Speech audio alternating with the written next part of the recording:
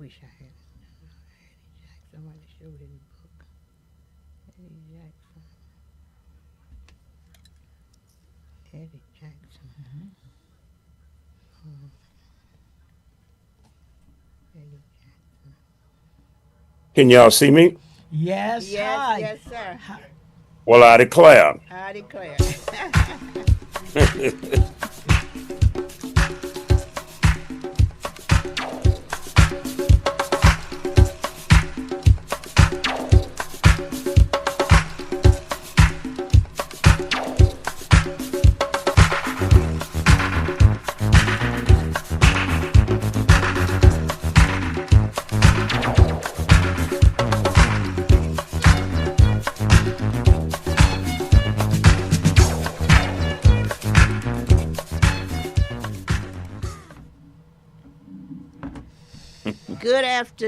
Good afternoon, my villagers.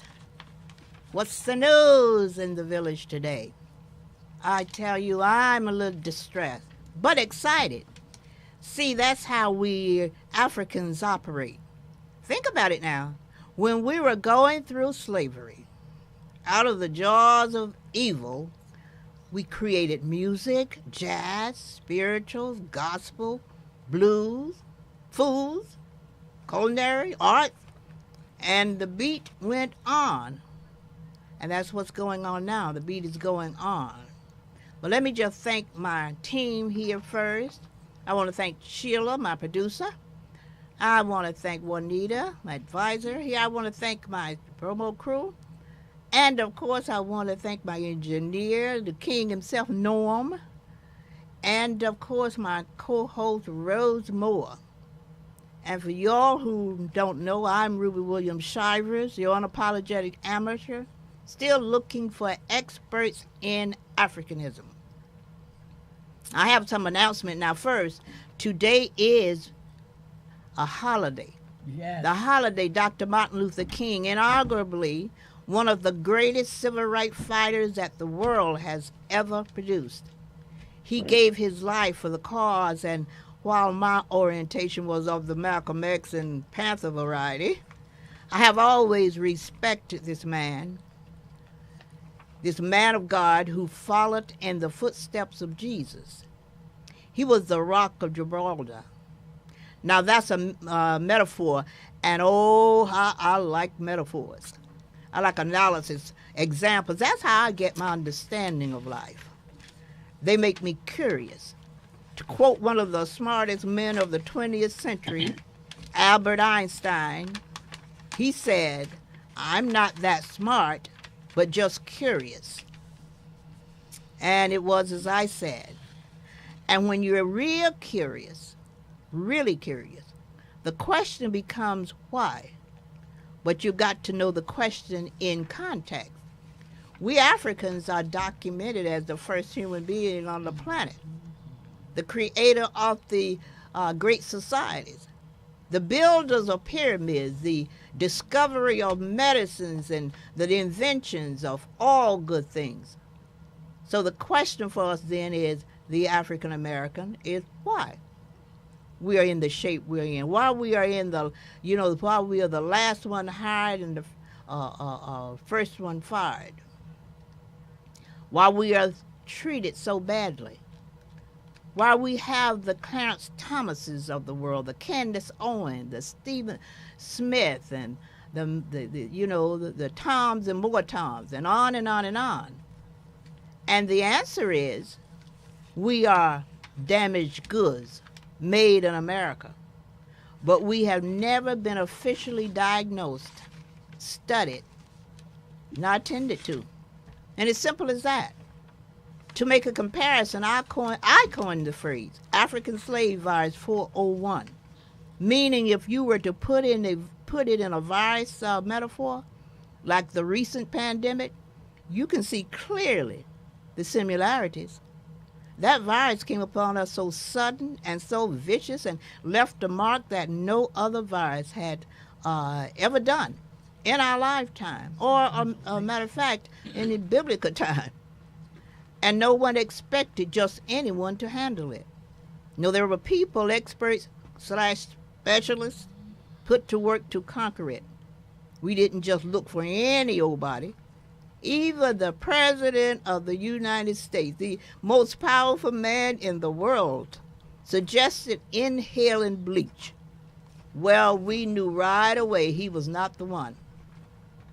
In contrast, what we went through for over 200 years was much worse than that virus.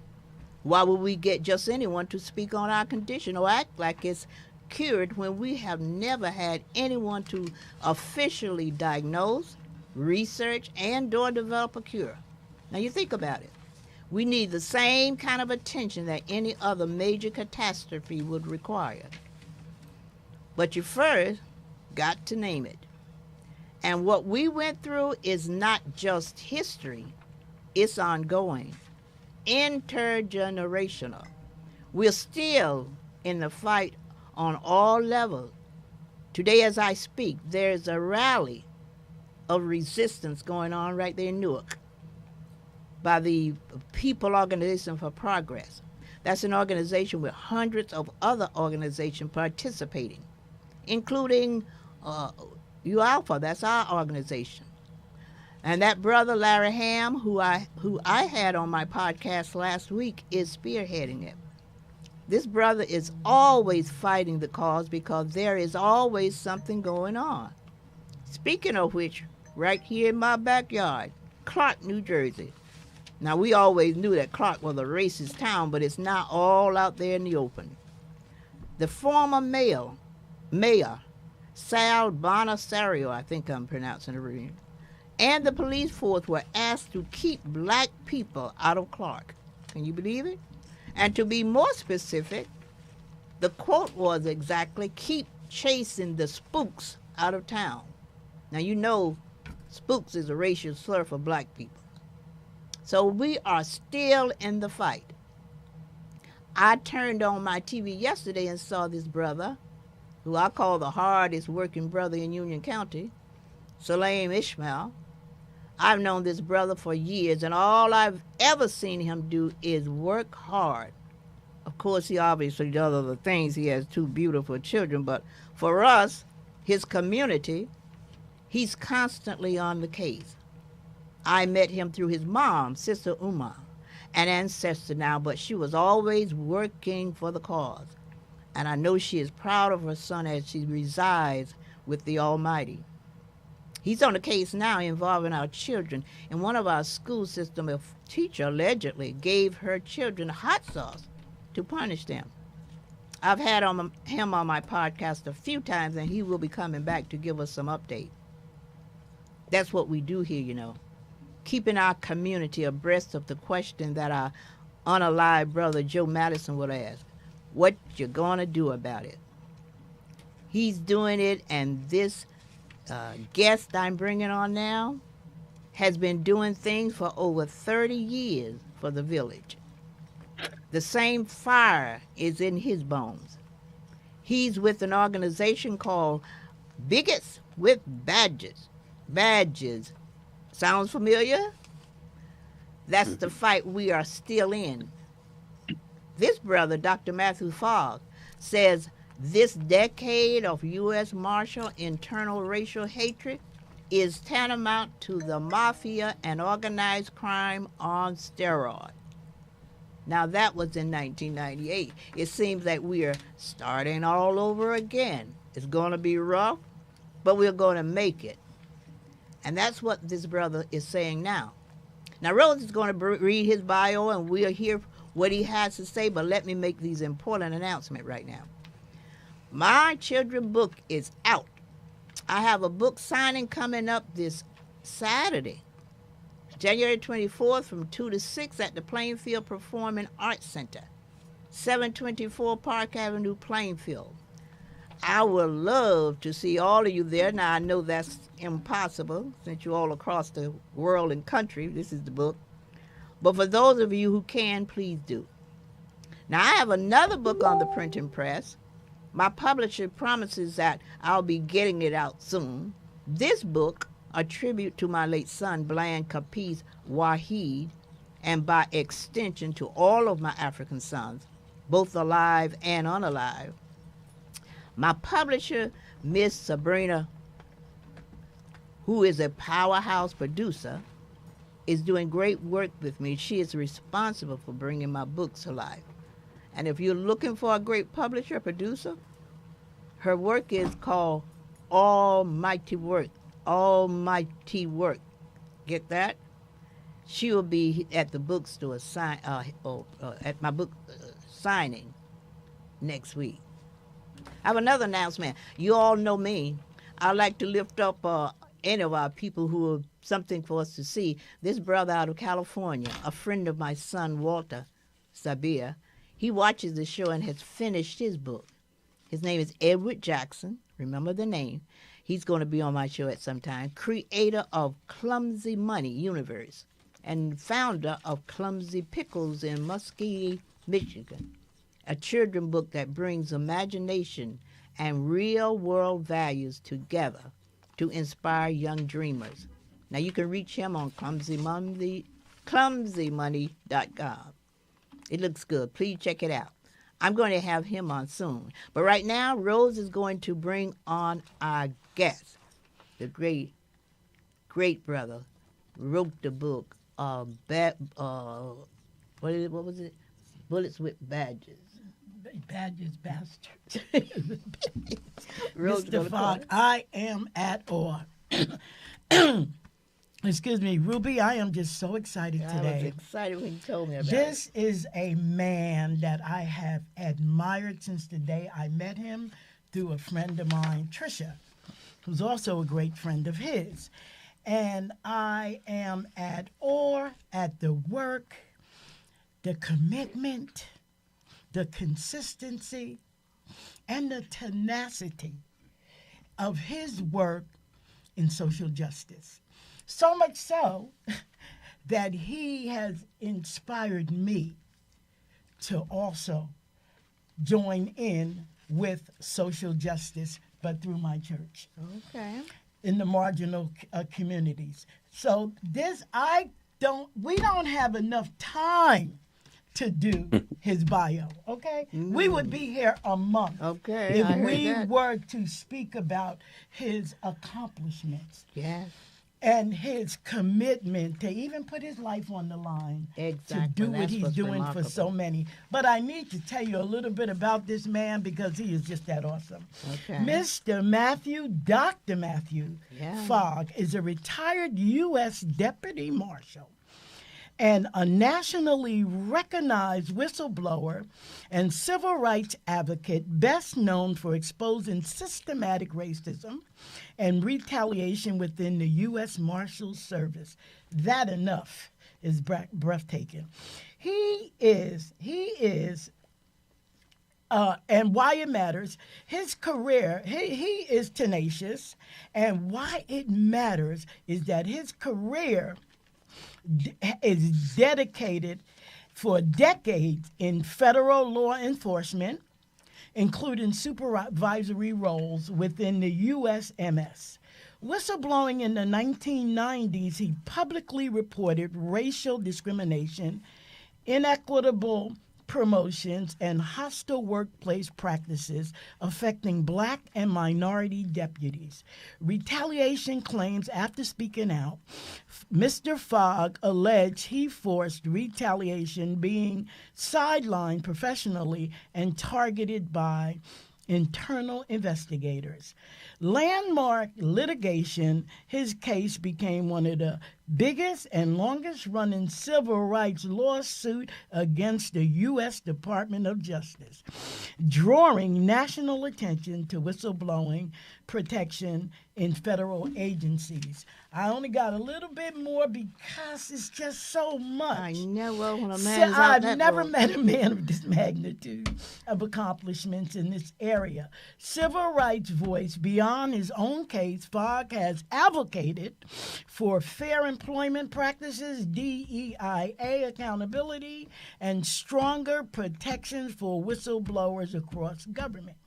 Public engagement, he has testified before Congress, spoken at university, numerous television appearances, community forums, and collaborated with civil rights organizations to highlight how institutional cultures can be silenced and attempt to silence the truth tellers. His legacy will go on and on. Like I said, I need about a month. But there's so much that we can He's draw going to tell from us. this We're going to allow him to magnificent tell us. man. We're going to let him tell us and give us and speak to us in any way that he feels that he wants to in the fight of civil justice. So without further ado, I am exhausted already. Without further ado, with all honor and respect, Mr. Fogg, what say ye? And welcome, Dr. Fogg. We have Yes. been anticipating this. We've been looking Yes. forward to it. And I kind of don't know if you know, have watched anything about our podcast, but you will know that you're in the right place at the right time. Yes. I just wonder if you ever thought 30 years ago you'd be having to go through the same thing over and over again. So let's hear you. Wow. What say you? Well, first, let me start off to say to God be all the glory. Yes. Oh, yeah. And for allowing me to be able to come onto this show and to be alive and to be able to talk to people and to know that God has always had his heads around me. Oh, yeah. My dad lived to be 100, and he said they won't Yes. put a hand on you. God And he was a praying man, always in prayer. So, and now, as you get older, you begin to understand the things that your parents said to you that Yes. meant something. Yes. But when I became a U.S. Marshal, that's when the world really opened up. But I think probably even before that, because I grew up in Washington, D.C. I'm an identical twin. My twin brother was a Maryland State Trooper. 3 of my brothers went into the military during the Vietnam era. One was in the Navy, one was in the Army, one was in the Air Force. One that was in the Army was wounded over in Vietnam and came home. But I mean, just to see our family and what we came from in Washington, D.C., born and raised.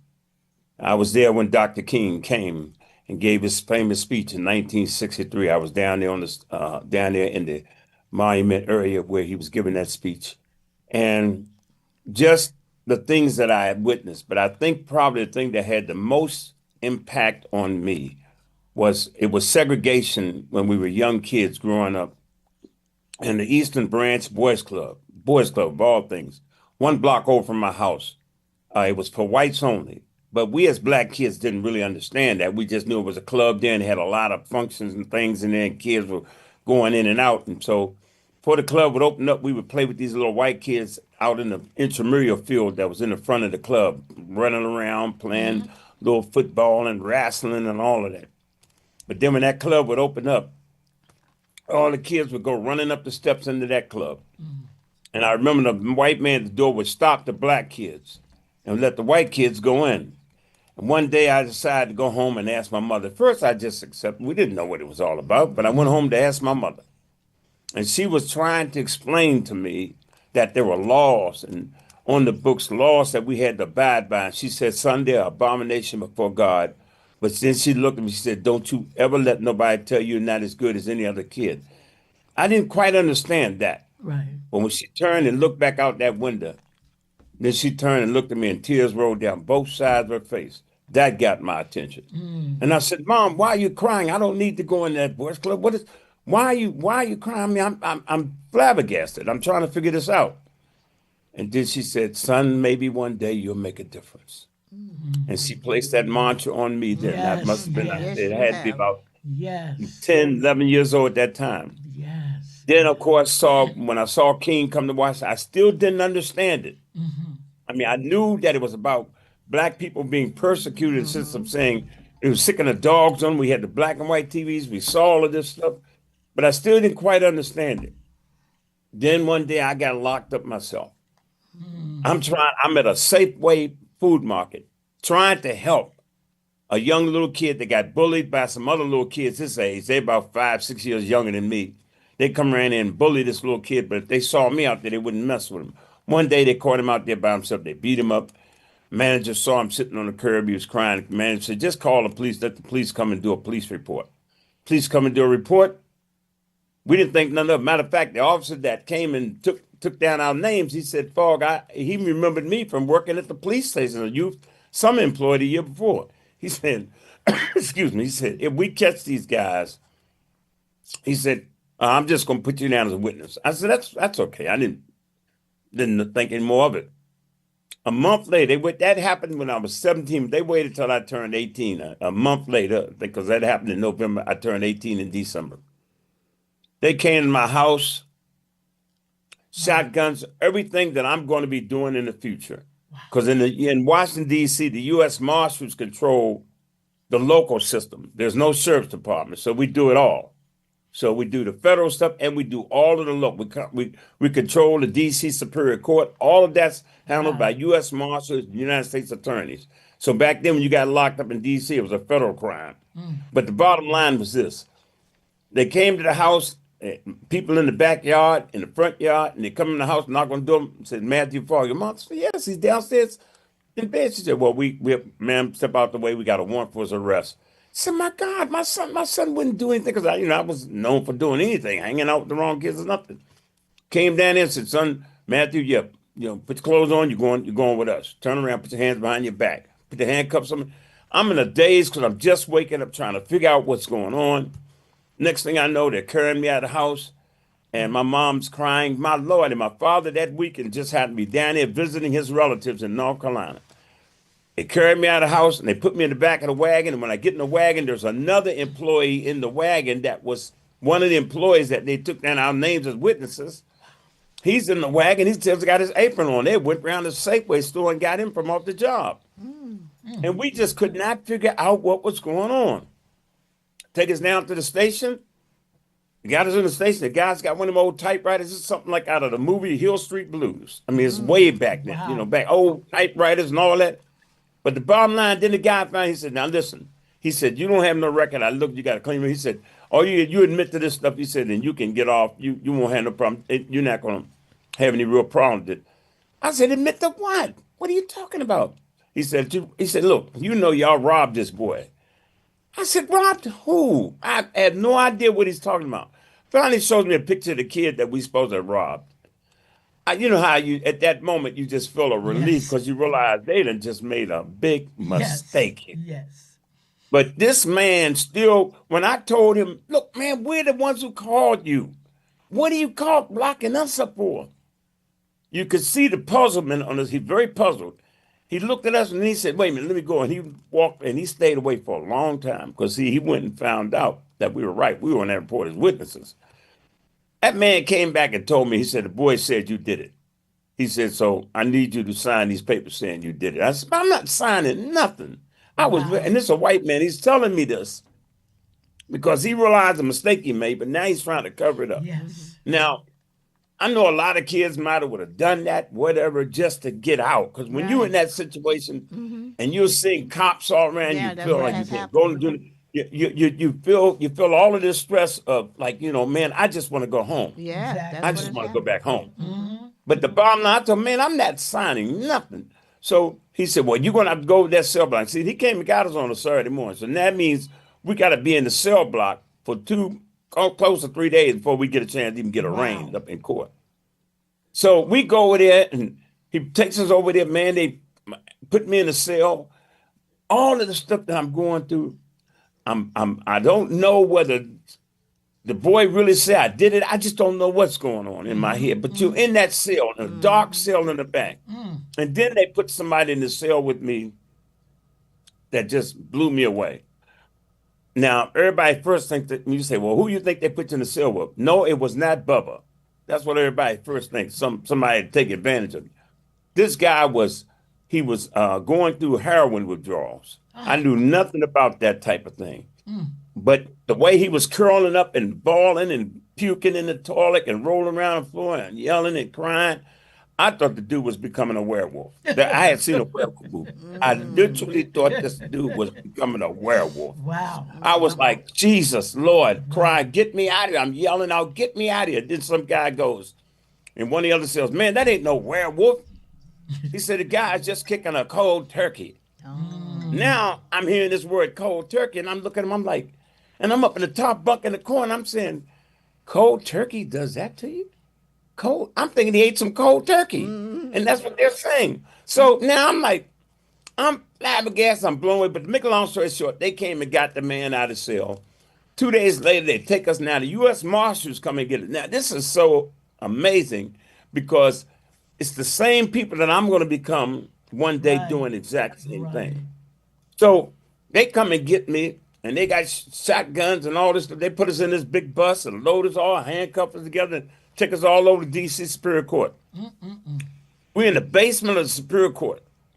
Now all of us, and now the attorneys are coming up and talking to us, and cut all those public defenders. And this one public defender, he's coming up and he's talking to me, and he's saying, don't worry about this, Mr. Fogg. I think we got this under control and all of this type of thing. But I don't know. I'm just blown away, man. Why they come and lock us up? He wasn't talk saying a whole lot.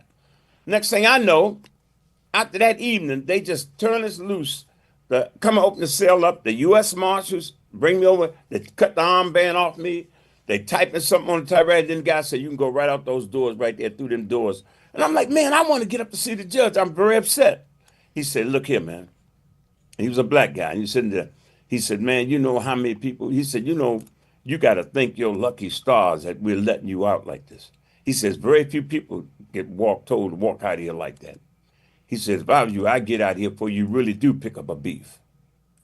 And just, it was just the coldness of it. Yes. And I looked in his eyes and I saw him and I said, man, let me get out of here. Let me go do what I need to do. And I left out there and I never get that. But that whole scene. Now, of course, God wanted me to go through that because all that's going to affect me now and later. Because Yes. now I'm seeing now firsthand how you can be falsely arrested, how this system doesn't care about a young black kid, Right, Right. right. could care less about you. But I'm getting a chance to see firsthand. I got a chance to see how those cold handcuffs feel putting them things on you, and all of that, and being arrested. So when I got out, my dad was waiting on me, and I said, "Dad, just let me walk home, man." I said, "I got to think about what just happened to me." Make a long story short, I ended up going on to college. I left it alone. I come back every year, and it would say no record found. I checked just to see if I had a police record. Said no record found. But when I came out of college with a criminal justice degree, 4 years Wow. later, 5 years later, whenever I got graduated, when I came out with this degree and I was applying for jobs in law enforcement, that's when they do a deep dive into your Right. background and everything. Right. And that's when it came up. And I never forget it because I would not have become a U.S. Marshal. I would have became a D.C. Metro Transit officer, police officer. But the officer, the investigator, he called me in his office. He said, "Fogg, what is this man you got locked up for robbery?" Wow. And I'm just caught off guard. I'm saying, man, listen, that was a mistake. I didn't do it. They said I wouldn't have no record. He just looked at me and he said, "Close that fog. We can't hire you, man. Just put the record to the side." I Wow. walked out of there. I was stunned. But see, God wanted me to become a U.S. Marshal. Yes. He knew that he was the journey he was going to take me on. Right. That's why my book is Bigots with Badges, The Road to Damascus. Yes. Because that road to Damascus was Saul to Paul. See, God had to do a transition with me. But let me tell you something. When I finally went and got the record expunged and all that, I went through changes, but I got it expunged, got everything. The next thing I know, the U.S. Marshals called me. I was getting ready to go with the state police with my twin brother. The U.S. Marshals called me, and I went with the U.S. Marshals. Wow. And so now that's when the journey really started. Then when I got on the job, on my way to the Federal Law Enforcement Training Center in Glencoe, Georgia. And I get in there and we're doing all this training. Now, I tell people all the time in law enforcement, what you got to understand, Sil, a lot of people don't understand what law enforcement, what cops, what we go through, because when you're in those academies, you're learning to shoot, you're learning to arrest, you're learning all the right ways to do things. Now, we're trained the right ways to do it. Trust me on that one. Uh, you're going through months of training. You really want to get out there. It's almost put you in a mindset. You want to get out there and you want to fight crime. You really do. You want to go out there and you want to try to make Make a better place. society better. Yes. But what you're not realizing, and it has to come to you when you're on the job, because then you see it when you get on there and you begin to see the racial disparate impact and you begin to see the prejudice that's coming out. Then you see how there's so much discretion in this job that you have so much discretion, you can get away with things. You can do things because you got the badge. You got the whole power of the system behind you. And so when you get into it, and I never forget it, when I got out of the training academy, I got to my duty station. First thing my white supervisor told me, he said, Fog, he said, you guys all buffed up. We was all ready to rock and roll. And you want to just go out there and put them handcuffs. You want to go get a bad guy. I mean, a real bad guy. Not somebody that they just, falsely accused. Right. But the bottom line is this. So first thing he said to me was, look, I know y'all learned all that stuff at the academy and all the ways and all that. He said, man, let all that stuff go. He said, this is how we do it here. Wow. And basically what he was telling me, there's a culture in place. Yes. We do things the way we make the rules up as we go along. Right. Yes. And the system will back us up. Wow. Especially if it's against somebody that look like you. Okay. So we make the rules. And that's what I begin to see right off. Even the silhouettes, the black targets we was always shooting at. And everything, it just put you in a mindset that when you went into this neighborhood, especially when I came into Washington, D.C., it was predominantly black. And of course, I learned a lot about what the drug system was, how the drugs worked. I later became a special agent with DEA, cross-designated with U.S. Marshals, Wow. going to cities. So I did it all. So I began to work all over the country and work with different law enforcement task forces and going after people. And I mean, I went after some real bad people that did kill and hurt people. But I saw that we locked up and we went after a lot of people that were just victims of circumstances. Wow. People who were victims of the system, people who didn't deserve to be locked up. They needed drug treatment, they needed help, but they didn't deserve to be in behind bars. So as I began to do that job and go after people and everything else, at first I was going along with the program.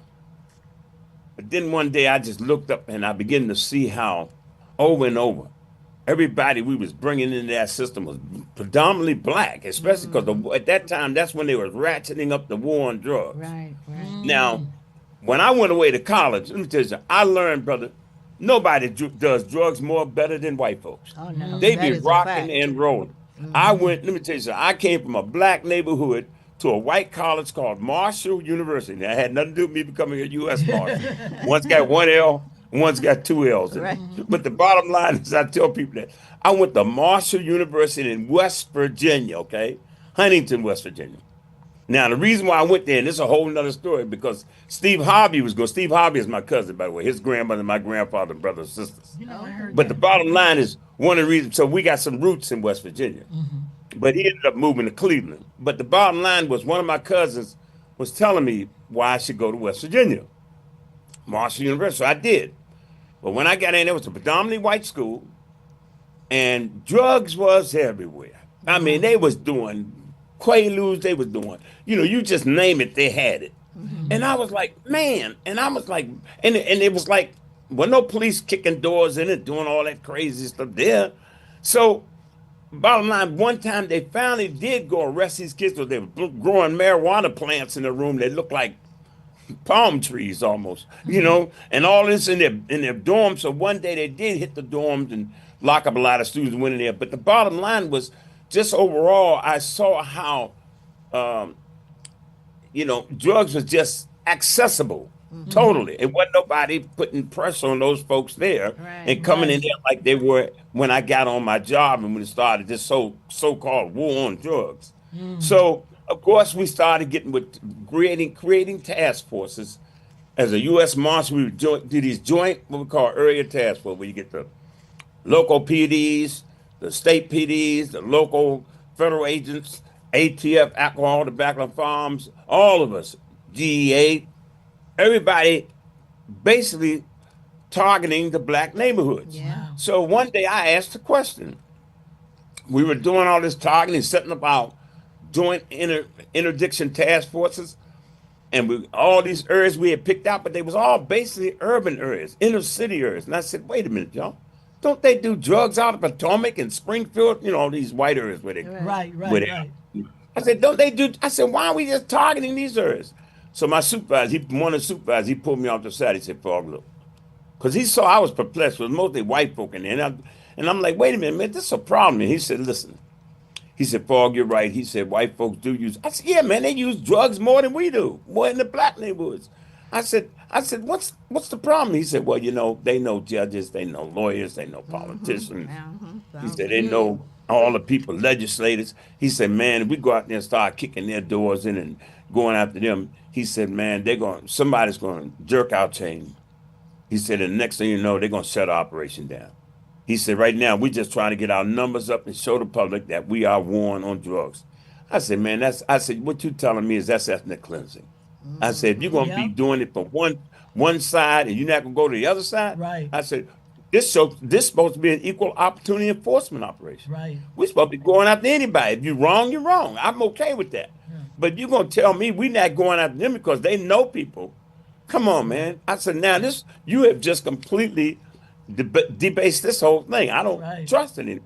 Well, Fog, all I can tell you is that's what you got to do, man. We just got to do our jobs. And the sad part about it was the other black agents and officers was willing to do it because you could not be on this job, Uh, especially during that time in D.C. and see the D.C. lockup. Now, I'm told today it's still the same way, but you could not be on this job and not see who's all getting locked up yeah. and see who's all coming through Yes. the DC court Yes. system and the federal system and see who's all getting the time and who's getting charged, who's getting persecuted all the way right through to trial and everything.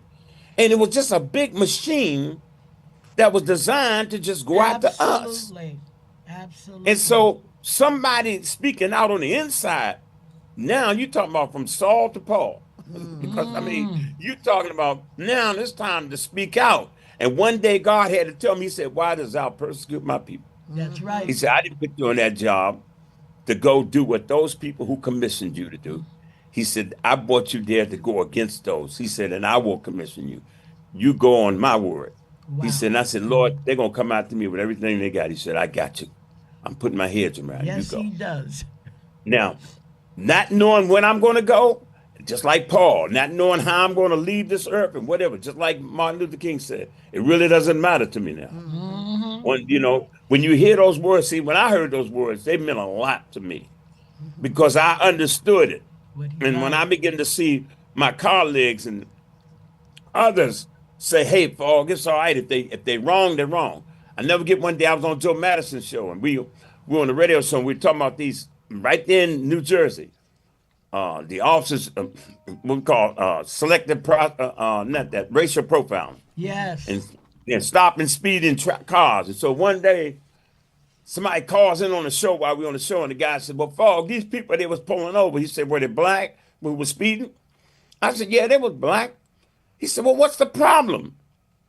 I said, "Well, we were stopping the black speeders and not the white speeders. It was called we were violating their rights. That's This right. civil rights. We was breaking the law to enforce the law. That's what the Right. problem was." I Profiling. said, "If we're not stopping everybody, then we completely made the law mute. It doesn't work anymore." That's right. And so we're now participating in an illegal activity ourselves.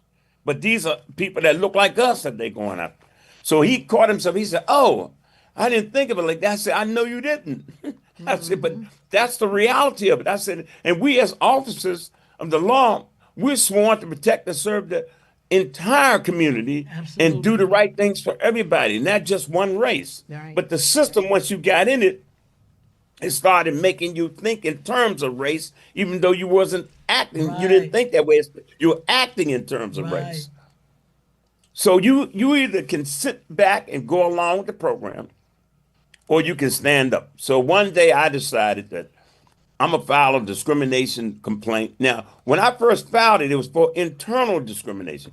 Because you got to understand, if I'm fighting racism internally, imagine what those same bigots with badges is going to do to the public. Right. Mm. Right. If a guy on the job is racist towards me and he a colleague or one of my own, Right. you can imagine how they're going to treat the public.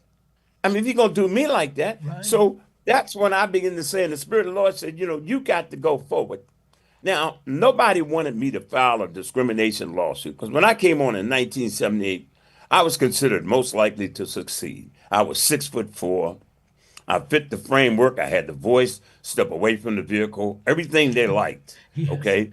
But the bottom line was, hey, Fog, don't rock the boat. If you want to move up, go along with the It's so program. sad. And that's the way it is on all jobs and every Yes, place. it's so You sad. come into a culture and you see the culture is wrong. You got two choices. You're either going to stand up to that culture or you're going to leave it or you're going to just go along with it Comply, right? and apply. And most of us, when you get on these jobs, a U.S. Marshal, and you get in law enforcement, you getting a good salary. You got the perks of carrying that badge and being the marshal. You know, I never get when I got on that job. My job, the way they did us was when they first hired me, I hadn't even been through the training.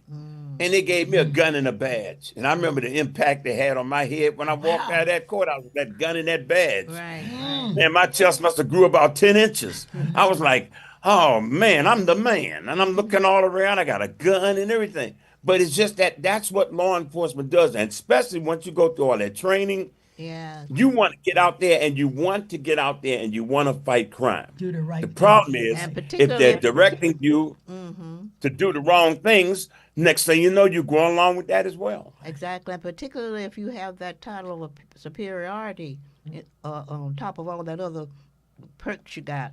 You know, that's a Right. double. That ego. Ego. Yeah. Yeah. You don't want, and you know, and you now, and people getting families, they got kids, you get a house, you get everything that makes you say, I need this money.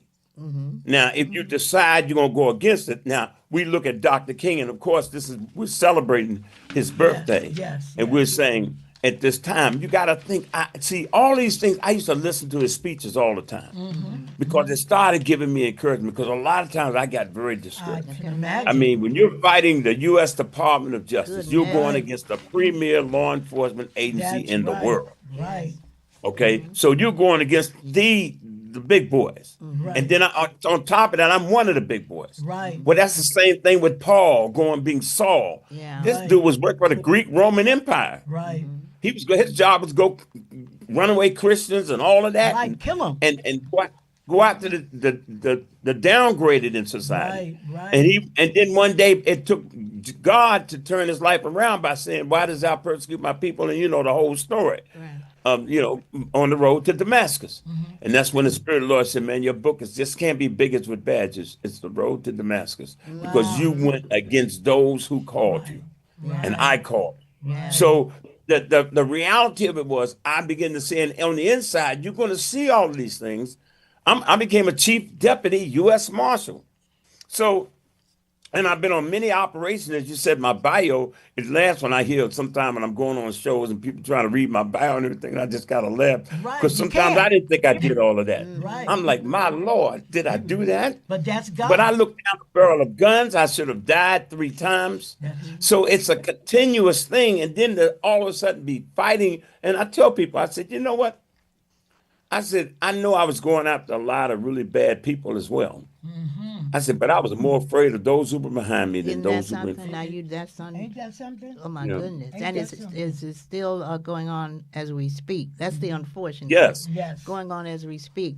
Now, when you were going through all this back in the day, did you ever think or anticipate having to, after having exposed and been exposed all this to the world, Public, yeah. that you would be confronted with something so similar as we speak?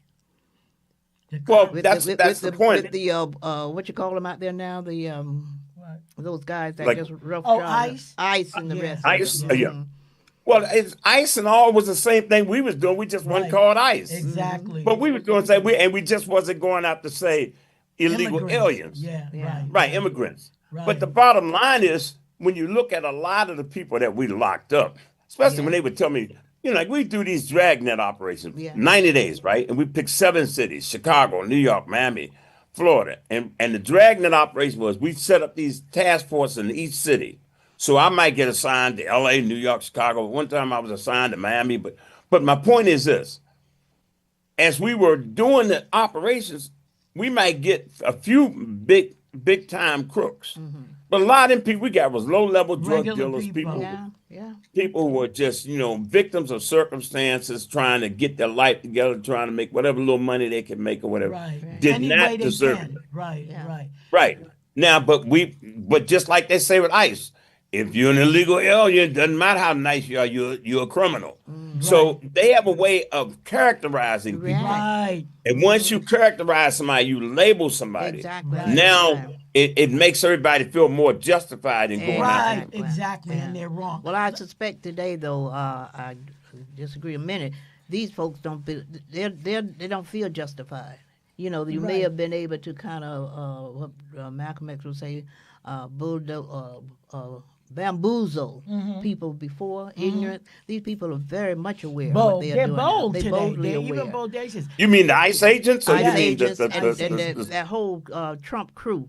They are very yeah, but those are yes. But what I'm saying is, a lot of these people that they hire, like I had a guy that called me up just about a few months ago, and he said, "Fogg, look, we got a spot for you." He said, like they paying like something like Yeah. $400 or $500 a head every time they grab somebody. That's how much money they get. And he's like, Fogg, you know, we can bring you on board. I said, man, I'm not coming on board to do something like that. Yeah. That's right. Yeah. I said, you know, before you know it, they be doing us the same way, and And they have setting been you doing up. us And like that. setting you Yeah. up. Let me ask you a Right. question, Mr. Fogg. I was reading like your extensive, oh my God, I get just chills reading it. It said that you tracked down more than 300 of America's most wanted fugitives in America and abroad. And you know that had to be the power of God of protection around you. But let me ask you a question. What percentage of those 300 people that you tracked down and brought to justice were black? Probably the majority, I would Wow. say, definitely the majority. Yeah, the majority were black because I mean, when I looked at, especially ones that we went out there in all these task force and these groups. I mean, the majority were black or either Hispanic or but non-white. We're non-white. Let's just say that. Non-white. Okay. You know, I mean, bottom line is, you know, the criminal justice system the way it's set up now is very racially biased in Exactly. its operations. Yes. And all I'm saying is that, you know, but you're bringing in a lot of white folk who, again, they look at, see, a lot of them can't identify. They come from neighborhoods and stuff, not like Washington, D.C. They come from a lot of these Right. rural neighborhoods and stuff, Right. and they can't identify with that. Right. And then they see all of the news and everything it makes it look like black folks Right. are the shoplifters, black folks are the Right. ones that are loading up welfare and all these things. We find out they're the ones that are doing it way more than we, but they don't Exactly. put those stats out there. Right. They don't So put those what happens stats is out. it puts this sort of mindset in your head that, you know, these people We're need to be criminals. somehow. Right. And Right. much of it is ignorance, but much of it is just racism Right. to the core, Right. Systemic. and it's systemic, and it's where we have lost track of facts that will allow us to see what it is. You know, we don't believe mistake, as my mama can say, Even because amongst our own. when they have run the narrative. And if they control the narrative, they don't have Right. to worry about controlling too much That's more. right. Just Right. control your mind. I mean, like we get to thinking, like for example, when we was young, we thought the Indians did all the scalping. Well, it was the Right. white man Right. that did the Exactly. scalping. Yeah. He's the Exactly. one Just who the started that whole reverse. mess. Exactly. Exactly. But the reality of it is, what I'm saying is, and for me, like I said, I was most likely to succeed. I came on with a 4-year degree in 1978. Wasn't a lot of blacks coming on with degrees back then like that in law enforcement. So everybody wanted me to keep my mouth shut. You don't Yeah. know the professionals and the people. When I started blowing the whistle Yeah. and speaking up, they're saying, "Fogg, look, man, this can ruin your career. Please, Right. man, I whatever can you do, don't imagine. do this. Just, man, you can't fix City Hall, brother. Just go along with the program. Can't And then fight when the you get to the government. top." When you get to the top, then you can do something. And I'm saying when I get to the top, they'll take me out if they Yeah. will. Yes, I'm at the bottom. It doesn't absolutely. matter. They're Absolutely. seeing race. They're not seeing who I am. Right. It doesn't matter to them. So Right. God had to show me you can't let them demons talk to you. Right. You got to do what I told you to do. That's Now, right. like I said, most people won't do this or didn't do it. We're talking 40 years right now. Yes. My first case was filed and I won. I filed the case in 1985. I went to federal court, had a full-blown jury, won that case in 1998, U.S. District Court in Washington, D.C. Jury blew the Marshal Service out of the water. It said Justice Department was a racial hostile environment for all of its African-American deputy U.S. Marshals. It said that y'all discriminate against Fogg on promotions, all kinds of stuff. Okay. But then they still came after me. Then on top of that, I filed a class action saying the same thing that was happening to me was happening to the other African American deputy U.S. Marshals, and Right. a lot of them Folded. people was even against me in the sense of saying, "Well, Fogg, I ain't gonna do it, but if you want to do it, you go ahead and do it." Wow. I did it. That's what Now here hurts. it is today. We're still fighting that I was same going to ask class you what is action. yeah, what is the results of It's the still fight? going on right Still today, going and on. here it is in 2026. Right. And the other class agents, it was 15 of us, 14 of them all turned against me when I told the government when the our lawyers suddenly decided to sell us down the drain with some low amount of money after Yeah. all these years. I think it was 15 That's million. what they expect, though. We want the And money. the other blacks are gonna take that, the class agents, not caring about the other 10,000 blacks that are part of this class action. What they gonna get is chicken feed. And I said, man, this is all for one and one for all. That's right. I'm not going for that. That's And my right. name was on that case for all of them years. Matthew Fogg versus each United States Attorney General. I've We talking. been I reading. didn't go on against what I've been named with. And I think it's 13 United States Attorney Generals, including um, Eric Eric Holder and what's the black female's name? Who was the attorney general? Y'all know I'm talking about. Who came out right after her? But all of them. I mean, all of these attorney generals, Matthew Falk versus each one, because this case falls under the U.S. Department of Justice. Okay. So Wow. when you're talking about the longevity of this thing and all that I have had to go through, my life has been threatened. They killed Yeah, my I, black I partner out of heard. New Yeah, I York. was going to ask Yes, you to speak yes, on that. The one that yes. they Yes, said had an accident or something. yes. Yeah, right. Well, they left me on a stakeout to get killed. It's so amazing how God moves. The guy that I took Yes. down, he was trying to pull his gun out. I kept him from pulling his gun out. His name is Michael Lucas. The guy ends up going to prison for 30 years. He comes out, and now him and I are traveling together. And we working on a That's story. God, though. After he comes out of prison, he comes up to me. I think he's going to kill me. Yeah. And he says, Frog, he says, man, I always respected you. Thanks for saving my life. It came to my church to testify. So all Wow. I'm saying to you is that, but there were times my black partner up in New York, guy named William Bill Scott, and part of my book is dedicated to him because he stood up to all of us, went up on Capitol Hill, testified before the Congressional Black Caucus, and I tell people that was the worst thing we could have ever done because we all went up there on and Maxine Waters was chair of the Congressional Black Caucus. We went up there, but see, the Black Caucus has no real what do you call it, Support. legislative power. Power. Yeah, right. No They're support. not a legislative bona fide committee. They are the Black Caucus. We Right. should have been before for the House Committee on Criminal Oversight. I mean Right. Justice, or Criminal one of the justice. Yeah. justice committees. Right. But we went up there and testified. And at that time, Eric Holder was the Attorney General. Um, Janet Reno was the Attorney General. Eric Hurd was the Assistant Attorney General. Um, we went up there and testified. All of them, from Conyers, all of them was on the committee. Bigots with badges, that sign right behind me. When that thing came out in the New York Post in 1997, front page, it blew everybody I away guess because it it put would. law enforcement on notice. Yes. That's You never right. had nobody to go against law enforcement with such a brazen way. Yes, That's And yes. to right. say bigots with badges. So God told me then, he said, that's going to be the name of your book. But let me tell you something. And that story, when y'all go on my website, you can click it on I and it read. tell you all of the things that was happening to blacks. That's what I want you to Yes. talk about What your they book had and to how do. we can get that book. Cause see, that's what we're out Yeah. here making our people Well, the book educated isn't around out people. yet. Okay. It's not out yet. It's Yeah, it's still to be okay. announced. Okay. But I expect it to come out this year for sure. Okay. But the bottom line, I've been working on it. It's going to be 3 volumes I could because you can't get imagine. all this. I could imagine. You I could cannot get all imagine. of this. And then it talks about my lawsuits and the cases and everything I went through. But the guy that got killed, William Bill Scott, CBS did a story on us talking about how these white guys left us on steakhouse to get killed. All those, we got videos out there, all this stuff talking about this stuff. Well, one day somebody runs his car up the road and breaks his neck. And this was right after we Oh testified. God. So he gets killed. The white guy, Stephen Zanwick, you see Zanwick holding up a black rubber rat. That's where you got that piece where you said was tantamount to organized crime. He's holding up a rat that one of the supervisors had given him because he spoke how they was mistreating his black partner and calling them Wow. niggas and all these other things when he wasn't around. So he went and told on Wow. him.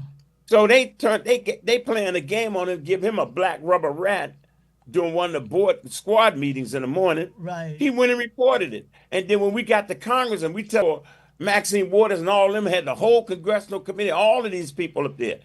And he holds up that rat and what's the congressman that died? He used to be over Florida. He was a judge and then he was in Oh, I Florida. know who He you're was talking like, about. Yeah, I you can't know what think I'm of his talking about. name. Yes. He said he's on the video saying, how can they give this man a rat and it's a law enforcement agency and somebody hasn't done anything about it? Well, they didn't do anything either because after we got through testifying, every one of us either got fired, lost our jobs. It was 15 people. They didn't just bring U.S. Marshals up there. They brought DEA, black agents. They brought U.S. Customs agents. They had all these different ATF, alcohol tobacco farm. All of us came up to tell our stories of how Yes. we were being mistreated, and we spilled our guts out to that Congressional Black Committee. And then after it was over, they just left us on our own. Isn't that something? Well, that's sad, Never but followed up or nothing. Dr. Fogg, that's what this podcast is about. The re-understand, I say the restoring of us as African people to our original self.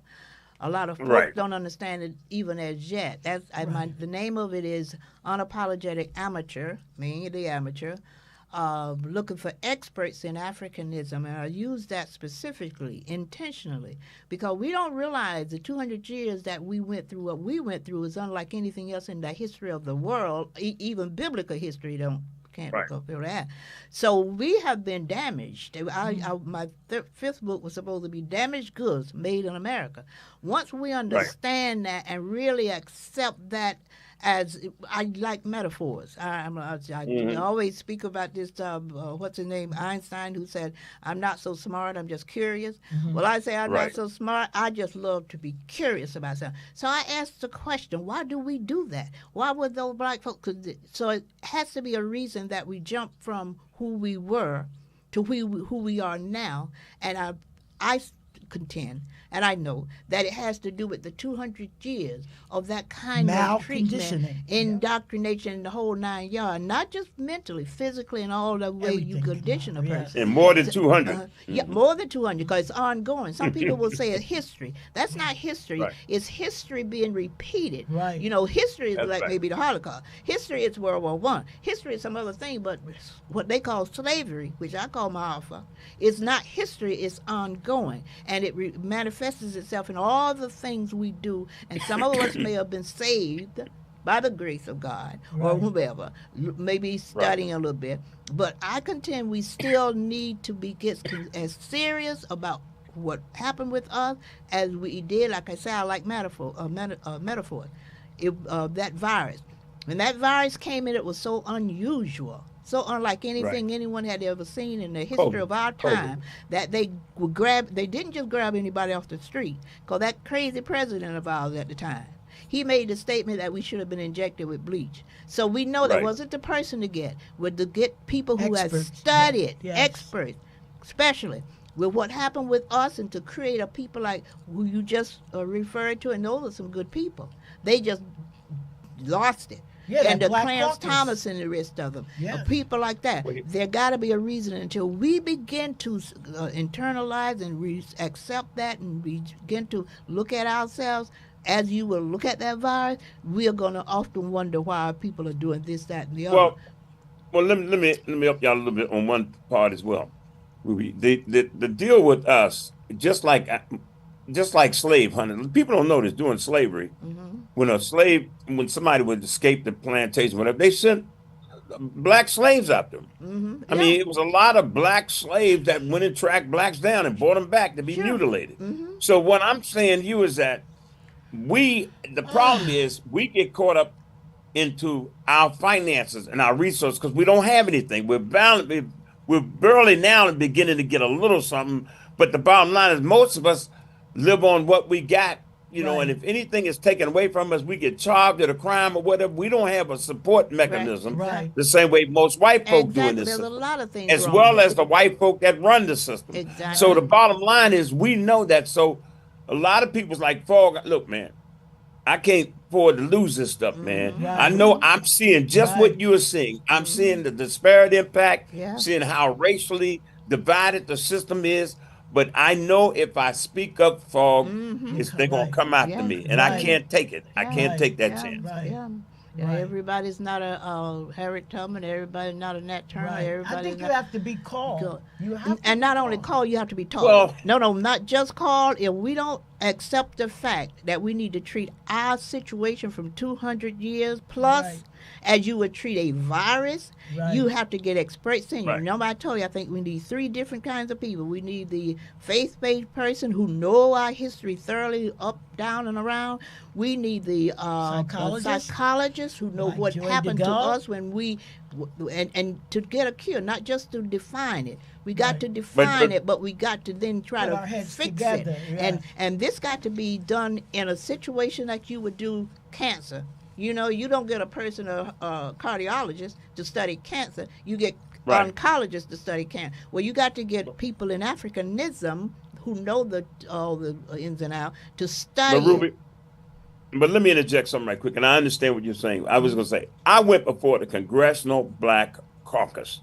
We sat Powerful up there black with people. bigots, with bad, the No dumb as a support. donut. and they all, after they heard our stories, they just left, knowing that we are coming up there, and what we're saying is we're putting our lives on the line And they were because the we got to go experts. back No, and no, deal no. with They these were people. not the expert. Don't get me wrong. They No. was academically Yeah, but with still, but they're academics. legislators, and Yeah, their right. job To know is you get how. these people in office, and they claim what they're going to do, but really they're coming in. They tell you one thing, but they're scared to get up in there. That I is ran true. for office. I know. I told them straight up. I said, if y'all elect me, I don't know how long I'm gonna be in the position, because I'm gonna tell you here and now, and I'm gonna cry loud and spare not. Exactly. So There you go. that's what they don't do, and we get caught up in thinking these people are going to help us, Right. and sometimes they're worse than you might as well have somebody white up in there. Right. I mean, Exactly. I'm just finding that, you Clarence know. Thomas. Well, I know that, but I see it from a different perspective. I'm always seeing it for the ones of